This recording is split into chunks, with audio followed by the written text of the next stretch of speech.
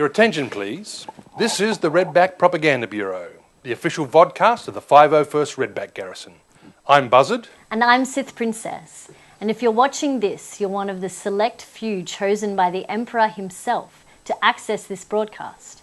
Please be aware that if you divulge any of the information in this transmission, you will be arrested, tried, found guilty, and disintegrated. Disintegrations. Anywho, we've got an exciting episode coming up, Sith Princess. Indeed we do, Buzzard. Today we're going to be looking at Stormtrooper armour. Stormtrooper armour? Tell me more. Well, you're going to be sitting down with our GML, Phantom, and he's going to step you through the process of what goes into putting together canon Stormtrooper armour and what you need to do to get it to an improvable 501st level. Fantastic. We'll also be interrogating another Redback trooper. Stay tuned to find out who. Later, we'll be bringing you the latest Star Wars news from around the world.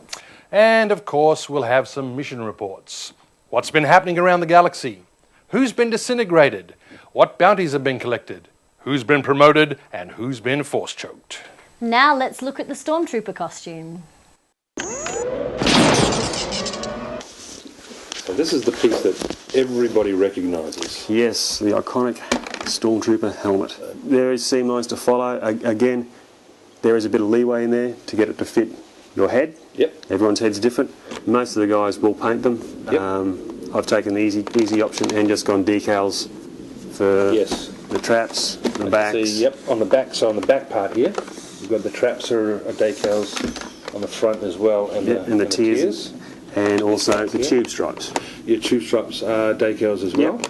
Okay. The other parts that I've painted by hand are the grey in the mouth. Okay. Yep. And the black for the vocoder. Yes. And the ears, I think, have got paint. Ears painted, one shoulder belt.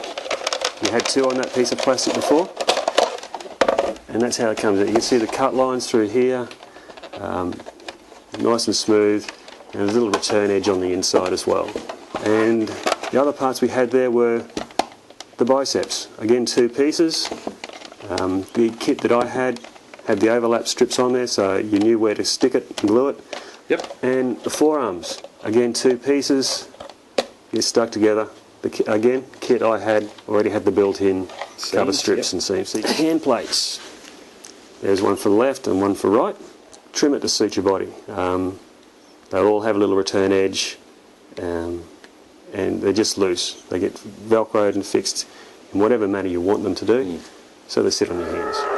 Again, you could see we had to cut out around the back or around the neck. Yes. To suit, and the sides. Similarly, again at the bottom, you could have left a return edge there. Yes. Again, with me, I couldn't get it to fit properly, so the return edge came off. Right. And over the top, we have the shoulder straps. Again, they'll come in a flat piece. Yes. Just got to slowly warm those up with either a heat gun or stick them in some hot water, then push them on something round. They get glued to the front. Yep. Fixed at the front. I know the CRL does say you can use rivets, but try not to use rivets. It just detracts from the look. Okay, now we move on to the back plate. Again, pretty straightforward. The shoulder straps just float at the back, according to the CRLs, and they can just be stuck down with a piece of Velcro and a little piece of white elastic wrapped around to hold them in place. The ab plate. Again, we go back down to painting. The forearms will have all the paint colours that are required, or you can go and get decals. Alright, we move around to the back. We've got our kidney and butt plate. Yep. This will come in one whole piece. Right. For the CRL to get approved, it has to be split. And there is a seam, once you see your armour, there is a seam along there to cut it. With the sides, you can either put a shim piece in, like I have, or you can leave it open with a piece of fabric in there to cover it up. Great. And that's how the bottom part of your body goes together. Again, you can heat it and make it permanently round if you wanted to, or just leave it flat like I've done. Great. All right. And we have the drop boxes, of course. The drop boxes. They're attached to the belt. There's certain ways they should be attached and how far they go to the ends and how far they hang. Belt won't come with the kit. It's just a white canvas or off-white canvas belt. and it just gets attached to the plastic via some rivets. And as you can see here, there's always a holster that goes, and it is required, but weapons aren't. Yet the thermal detonator, again, it'll come in the kit. Most of the times you'll find that's just a piece of PVC pipe, Right. with a couple of end caps and the cover plate. These are just O-rings or clamp rings for cars. Bent to suit or pop riveted on. Moving down, we have our legs. Okay. This is a thigh. Comes in left and right, obviously. Yes. At the front, it's butt jointed, and I've got a cover plate. Yeah, great. And we'll also have our little battery pack at the bottom. Again, just comes in the armour. This will have to be heated again and rounded around. Yes. Shins, same sort of thing. I had to make them a bit wider to suit my legs. So again, they're butt jointed at the front with a screen accurate cover strip at the front. You'll take time to cut that to suit your body. You don't want those digging into your ankles and heels. Yep. Same at the back. When you see the armour, I think it comes across straight across at the back. Yes. You'll have to take a scoop out because you want to walk as normally as you can without looking too much like a robot. Now you come to the boots. Boots. Many different options. These are car boots. If you want to go screen accurate, Chelsea boots are the way to go. Excellent. And paint them white. Thank you very much. My pleasure. And I think that pretty much covers everything we need to know about our Stormtrooper outfit. And there you have it, screen accurate Stormtrooper armour. For further information, please go to the 1st Imperial Stormtrooper Detachment website, which you can find at www.whitearmour.net. Sorry I'm late. The shuttle was held up again. Again? That's the 3rd time this parsec. You know that a parsec is a unit of measurement and not time, right? Really? Then perhaps you can explain how the Millennium Falcon was able to make the Kessel Run in less than 12 parsecs? You can't, can you? Well, the I didn't think so. It's like you're from some galaxy far, far away, honestly. I don't think you're really getting the... Hang on. We've got an incoming transmission. It's pretty fuzzy. Let me see if I can clear it up. Yep, it looks like it's an incoming trooper interrogation. Awesome. Let's check it out.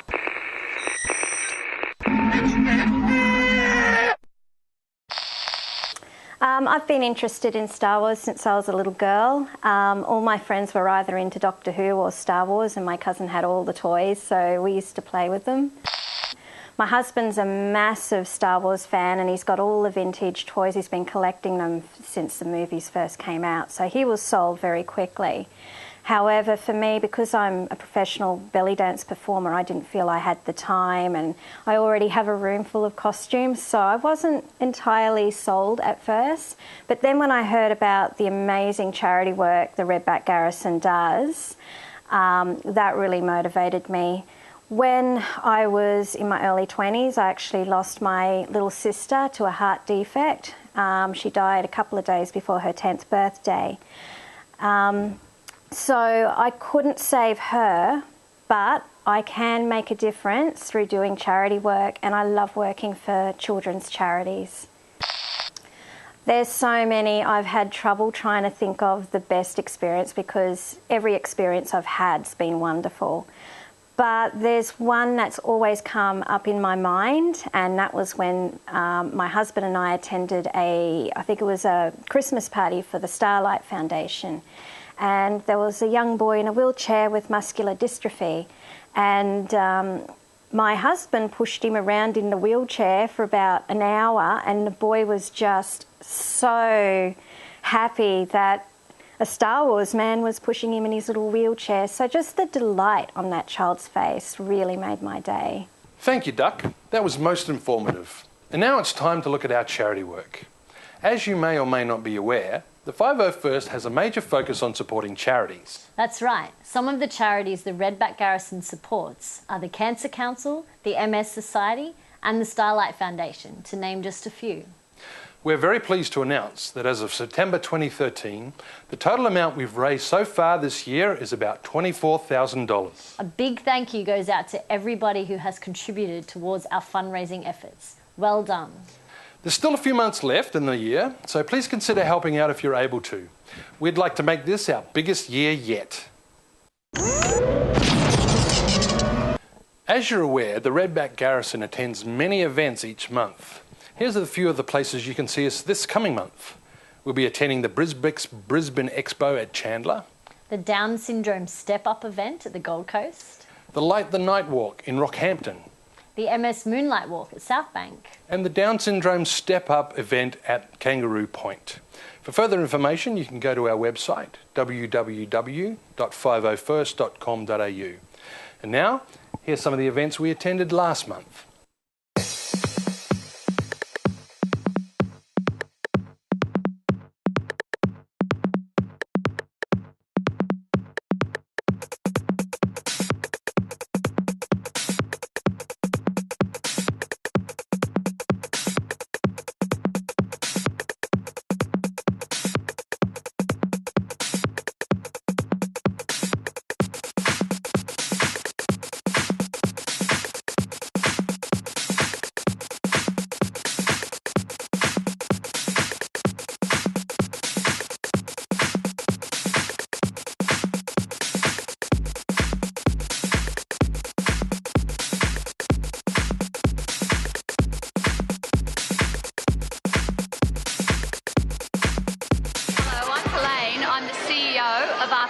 Queensland, and I'd like to thank the Redback Garrison for giving up their time on a weekend to come and make the lives of children really, really happy. They volunteer their time and we're immensely grateful to them, and the kids are having a wonderful, wonderful experience.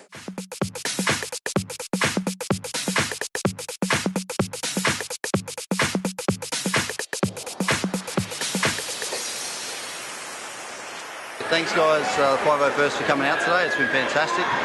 Supported the charities that they decided to donate it to. Today's been a huge success. We're looking at doing this, making it an annual event from here on out. So thank you very much. Go Redback! It's time to check out what's happening in the world of Star Wars. We cross now to our Imperial News Desk with Pass Windu. Good evening. I'm Pass Windu, and this is the news you're authorized to know. Rumours have been circulating that Benedict Cumberbatch, famous for his starring roles in Sherlock and Star Trek, has been cast by J.J. Abrams in the upcoming Star Wars 7 movie. Cumberbatch himself has denied the rumour, telling Access Hollywood, "J.J. and I have worked together before. I would love to work with him again. No offer has been made, and that's that." Earlier this month, casting was open for Episode 7 in New York. The following is a description of the 3 roles on offer. Role number 1. Young man, early 20s, handsome but not necessarily heroic.